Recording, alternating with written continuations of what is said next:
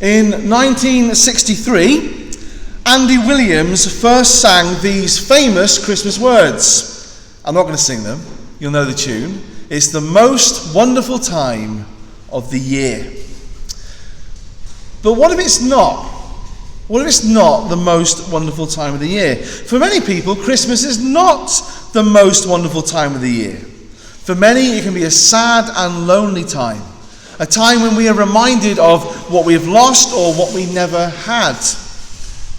If Christmas is all about feeling jolly and having fun, then this leaves a lot of people outside of Christmas, believing that Christmas has nothing to offer them. And so they either stay away, not wanting to bring their troubles into other people's fun, or they think that if they can just copy what's going on around them, then they might catch some joy. And so they overspend and they overeat and they overdrink. But none of it soothes the hurt and the suffering. But the truth is, if anyone thinks there is no place for sorrow and suffering in Christmas, then they clearly don't know Christmas very well. In fact, I would go as far as to say, if you are satisfied with presents, if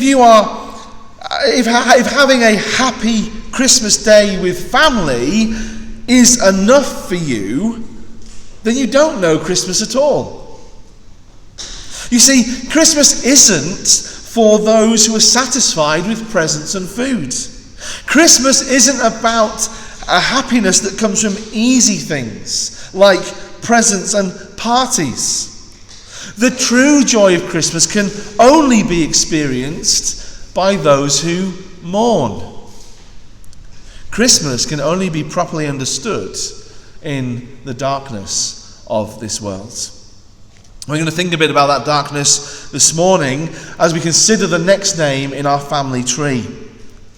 Last week we heard about the story of Ruth. Do you remember? We saw how Israel was in a real state. It was the time of the judges. There was no king, and every man did what was right in his own eyes.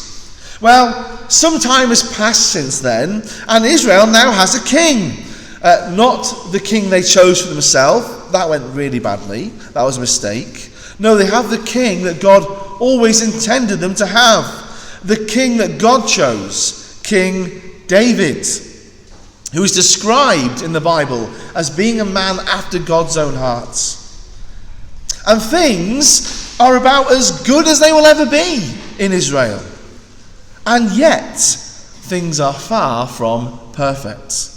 And David is far from perfect, as we learn from the next woman in the family tree of Jesus, Bathsheba. Now, if you go back and you read the genealogy, Matthew's genealogy, you will not actually find Bathsheba's name there, but she is there. Matthew 1 verse 6 says this, "And David was the father of Solomon by the wife of Uriah." So right there in the genealogy, there's a problem, isn't there? Usually, you are the father of a person by your own wife, not the wife of another man. David messed up. David sinned. David, although he's this great king, he sinned in a very serious way by having a child with the wife of another man, the wife of Uriah, whose name was Bathsheba. We read it in full earlier on in the service, didn't we? But David is up on his roof, he's looking over his city, and he sees Bathsheba washing, and he likes what he sees. But instead of turning away, he desires her, and then he gives in to his desires. And since David is the king, he commands his people to bring her to me. Bring her here. And he treats her as if she were his wife. Except he then sends her home again. David uses Bathsheba. David abuses Bathsheba. And there is nothing she could do about it. Now, I think we need to be very careful when addressing this incident, when describing it, because there are words that we may want to use to describe what happened here, but they're not words the Bible uses. We must never downplay David's sin here, but we equally do not want to overreach in our commentary. We always have to be aware of the culture and context that things happen in. There is the reality that wrong is wrong, evil is evil, and sin is sin, regardless of when it happens or what we call it. But let's be careful when assigning legal, cultural, emotionally charged labels to events in the Bible.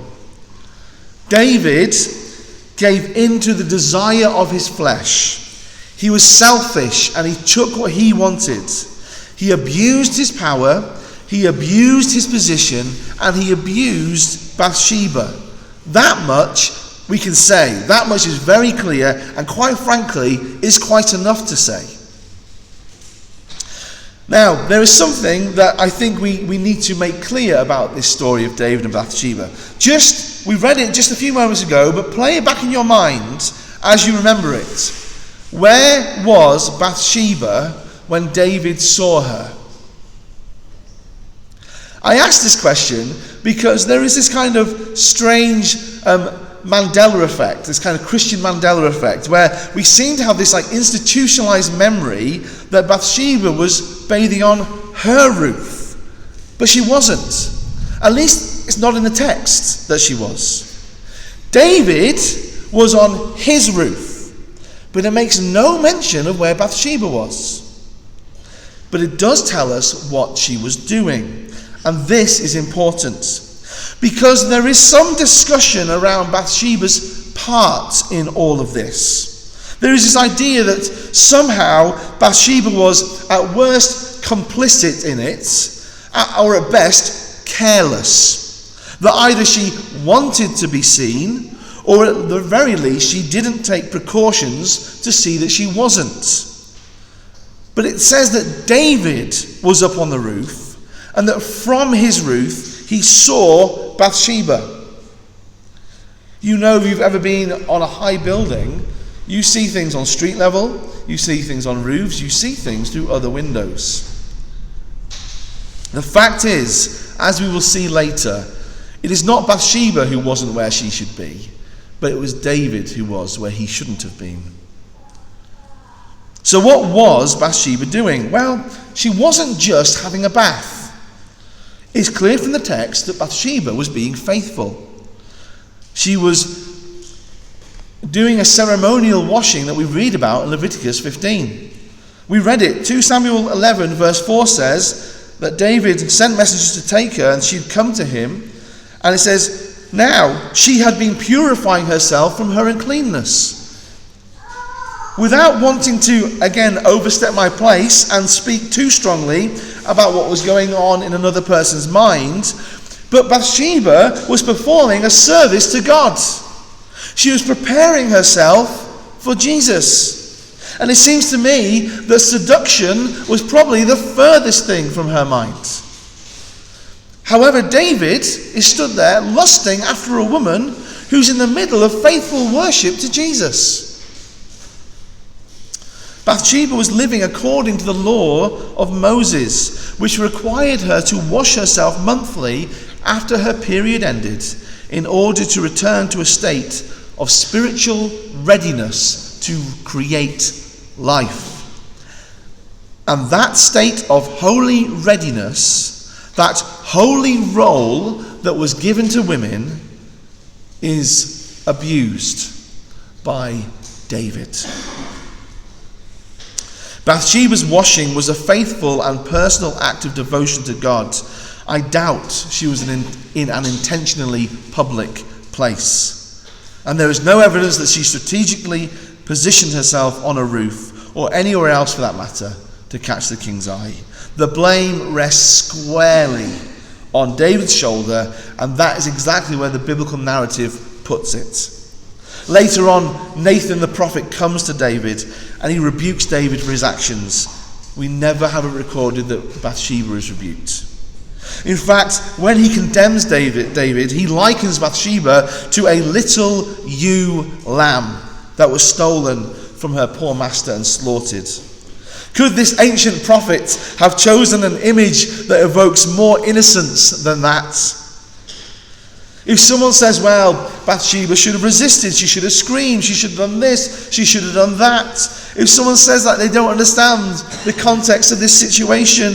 This was the king, the divinely appointed king. There was no one else to go to other than God himself. Could Bathsheba have resisted? Can a lamb resist a wolf? And so consequently, her part in the story is neither praiseworthy nor blameworthy. There is nothing she could do. David saw, David looked, David desired, and David acted. And so there is a supreme word of warning here for us. David was a man after God's own heart. David, from his own lips, had often sung and prophesied about the Holy One, the future Christ. And yet this man, as he walked upon his own rooftop, in his own home, was yet ensnared by the sin of lust. So take note, even in his own house, man cannot use his eyes without danger. You are never but a moment away from temptation. Be on your guard, even in your own home. You never know what you might see, whether it be through the window of your house or through the window of the screen of your phone. Be ready to look away. But more than that, actually, there's something David could have actively done well before this even happened, to avoid this happening. 2 Samuel chapter 11 opens with these words: in the spring of the year, the time when kings go out to battle, David remained in Jerusalem. Late one afternoon, when David got up from his couch and was walking on the roof of the king's house, he saw. David's problem begins because he's not doing what he's meant to be doing. David is meant to be out the house. He's meant to be leading his army. He's meant to be doing his job. But instead, he sat at home on the couch. And so the devil gives him something to do. The old saying is true: the devil finds work for idle hands. If you are being idle, if you are being passive, if you are doom scrolling, if you are binge watching, then you are inviting sin to take control, and it will give you something to do.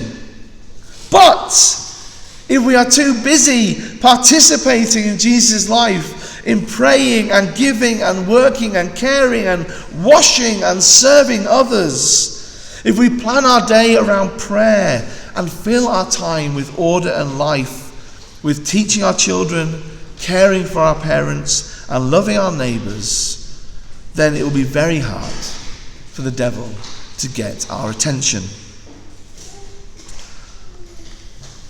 And just to emphasize this for us, let's take a look at Uriah for a moment. As if what David had done wasn't already terrible enough, he then makes it worse by trying to cover up his sin by having Uriah, Bathsheba's husband, murdered. Uriah shows himself to be a righteous man. Uriah shows himself to be a righteous man. He's been away from home for a long time, fighting in the king's army. And so David calls him home, hoping he will go home and spend the night with his wife, and hopefully we can cover up whose child this really is. But Uriah's problem is that he's faithful. You see, the law demanded that Israelite men, when they were encamped for war, they should remain ritually clean. Because when Israel was at war, that's actually, God was especially close to them. He was fighting for them. And so they needed to be ceremonially clean. Had Uriah gone and spent the night with his wife, he would have been unclean. Not because they would have done anything wrong, but because life would have left his body. For the same reason, Bathsheba was made unclean after her monthly cycle, because blood had left her body. And so Uriah, who's been out on the battlefield, who's been denied comfort, he is far from being ravenous for satisfaction. Instead, he continued to deny himself. Whereas the king, who'd been lying on his couch and living in luxury, could not control himself. There's a lesson here, isn't there? If we practice denying ourselves, if we fast and control our passions, we will have more success against the temptations of the devil. We will be living in a mentality of readiness. We'll be on our guards. But if we live a life pursuing comfort, if we live a life of laziness, of binge watching, of doom scrolling, of eating what we want when we want, of satisfying our desires, we will find ourselves ready prey for the devil. We will be soft and slow. We will not be quick to respond to danger and temptation. Prayer and fasting keeps us ready, keeps us battle ready to fight the gospel fight. Let us bring this back to Bathsheba and to Jesus' family tree. Because there are a number of different ways that Matthew could have recorded the name of Bathsheba and the lineage of Solomon in his family tree. But he records it in this way, in a way that emphasizes David's sin and his abuse. Why? Why does he record it this way? He could have, at least, maybe not be swept under the carpet, but not made such a big deal out of it. But let's ask, what is being emphasized here? First, David's imperfection is emphasized. There is no argument, right? Outside of Jesus, there has never been a better king of Israel than David. He was a man after God's own heart. He was like the king of Israel until Jesus, right? And so some people at the time thought David was it, that he was their salvation. And then all the kings that followed him only made them think that more. Like, we've peaked. We've had David and it's just getting worse. But what Matthew's showing us is that as great as David was, he's nothing compared to King Jesus. Matthew's genealogy emphasizes that the greatest human king was not perfect. It's like, you thought that David's royal line peaked with David and then just went downhill from there? Well, you are about to see the true peak. You're about to see the true king, Jesus. The second thing that's been emphasized is Uriah's faithfulness. David is, of course, when looked with a broad view, he's a picture of Christ. David is a picture of Christ when looked in a broad view. But in this instance, it is Uriah, not David, who looks more like Jesus. Uriah died to be faithful to his bride and to his king. He died in the battle with the enemy. He died in honor and he died in innocence. Is this not the pattern of Christ? Uriah is mentioned to emphasize the faithful root. And so although Uriah is not in Jesus' family tree by blood, yet his name is mentioned as he images the Christ. What I really want to hone in on is that Matthew's genealogy emphasizes that Jesus has come to join those who are hurting. I almost don't want to go too deep down this rabbit hole because it is a terrifying thought to imagine, but we can only imagine what Bathsheba experienced. The terror of being summoned by the king while her husband is far away and there's no one to help her. She must have been scared and terrified and then ashamed as she was sent home by herself to then face the coming weeks of uncertainty and worry alone, not knowing if there was to be a child, and if there was, what would it mean?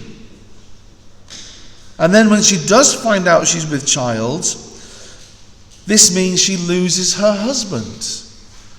And if this was not pain enough, then the child who would have been her only consolation dies when it is 7 days old. It is a heartbreaking tale. Bathsheba mourning her husband, mourning her child, now kept in the palace with David. It is heartbreaking, but its inclusion in Jesus' genealogy, by her inclusion, we are reminded that Jesus does not stay away from such heartache, but he draws close to those who mourn. There may be things in your life, horrors, scars, events you scarcely want to even acknowledge, never mind remember. You may be hurt, left, abandoned, bruised. We all know what it's like to be used and taken advantage of and bullied and ignored.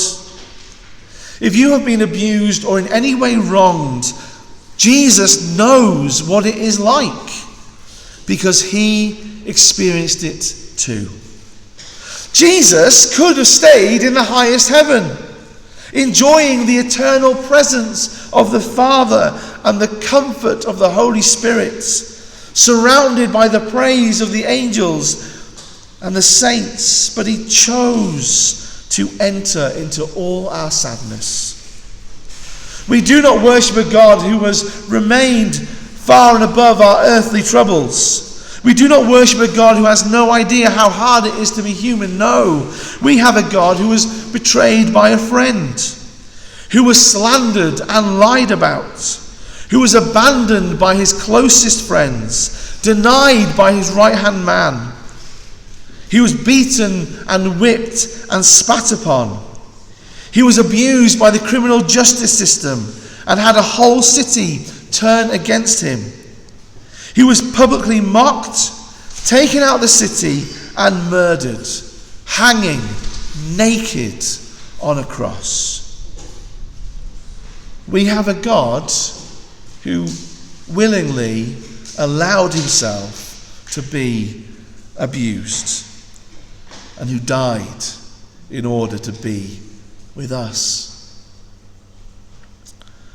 Jesus knows what abuse is. He has first-hand experience of it. And more than just experiencing it, actually he elevates it. In our culture, victims are not really cared for. They are at best pitied and looked down on. And at worst, they are often used to cancel people who they want to be cancelled, who the other people want to be cancelled, who claim to be caring for them. But Christ elevates the abused. Matthew 5 says, "Blessed are you when others revile you and persecute you and utter all kinds of evil against you falsely on my account. Rejoice and be glad, for your reward is great in heaven. For so they persecuted the prophets who were before you." In church, and not in this church, not completely, but in church, and I mean at home, in the homes of our church, who is it we have on our walls? Who is it that is honoured? Who is it that we look to? It's not the rich, it's not the famous and the successful, it's the martyrs. They are the ones we want to be like. They are the ones who are held in high regard. Those who were abused and betrayed and killed, because they show us what it is to be a Christian. They testify to the fact that the place they experienced Jesus most powerfully was in their suffering, that it was their very martyrdom that brought them to Christ. Whatever you have faced, it does not have to define you, but Jesus can redefine and define your suffering. Jesus can redeem not only you, but he can redeem even the act acts that you have faced. In God's hands, they can become a way of salvation. For what becomes of Bathsheba? The child of this union dies and goes to be with God. The Bible is very clear about that.